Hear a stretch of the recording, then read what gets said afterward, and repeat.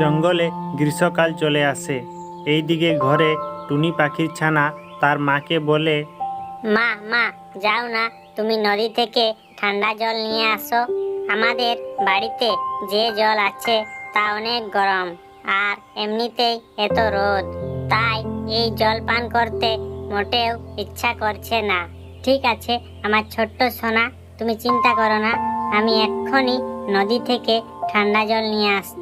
এই বলে টুনি পাখি নদীতে জল আনতে চলে যায়, আর সেখানে গিয়ে তার হাঁড়িতে জল ভরে আর বাড়ি যেতে থাকে। কিন্তু ওইদিকে কালু কাক গাছের মধ্যে শুয়েছিল। সে টুনি পাখিকে জল নিয়ে যেতে দেখে ফেলে আর বলে, আরে এই টুনি পাখি তো ঠান্ডা জল নিয়ে যাচ্ছে। যাই যাই, তার কাছে যাই, আমার অনেক জল তেষ্টা পেয়েছে, তার জলটা ছিনিয়ে নিই। এই বলে কালু কাক তার কাছে যায় আর বলে, আরে টুনি পাখি, আমাকে ফাঁকি দিয়ে কোথায় যাবি?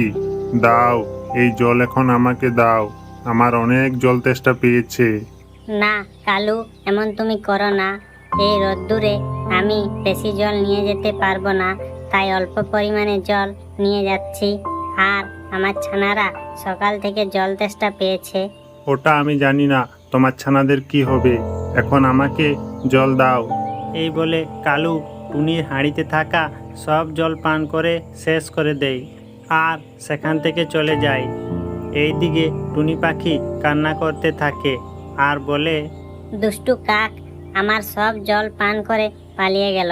এখন আমি আমার ছানাদের কি দেব? যা রোদ করেছে, আবার নদীতে গিয়ে জল আনতেও পারবো না। তারপর টুনি পাখি খালি হাত তার ঘরে চলে যায়। মা, তুমি জল আনলে না কেন? জল নিয়ে আমি ঘরেই আসছিলি, কিন্তু ওই দুষ্টু কাক আমার সব জল ছিনিয়ে নিল। দেখবে মা, ওই দুষ্টু কাক একদিন অবশ্যই শাস্তি পাবে। এরপর রাত হয়ে যায়। টুনি পাখি এবং তার ছানারা ওই গরম জল পান করে শুয়ে পড়ে। পরের দিন টুনি পাখি জঙ্গলে খাবার সংগ্রহ করতে যায়। সেখানে তার দেখা হয় সিপাহী চিলের সাথে।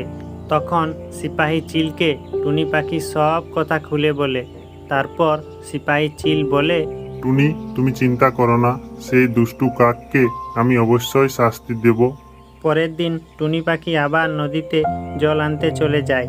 আর সে যখন জল নিয়ে বাড়ি যাচ্ছিল, তখন কাক আবার তার সামনে চলে আসে আর জল নেওয়ার চেষ্টা করে। ঠিক তখনই সেখানে সিপাহী চিল চলে আসে আর কাককে জল ছিনিয়ে নিতে দেখে ফেলে।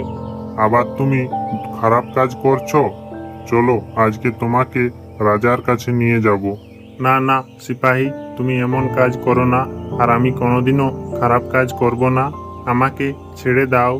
এই বলে কাক সেখান থেকে চলে যায় আর সিপাহী টুনিকে বলে, যাও টুনি, তুমি এবার বাড়ি চলে যাও, এই কাক আর কোনোদিনও তোমার খারাপ কাজ করবে না।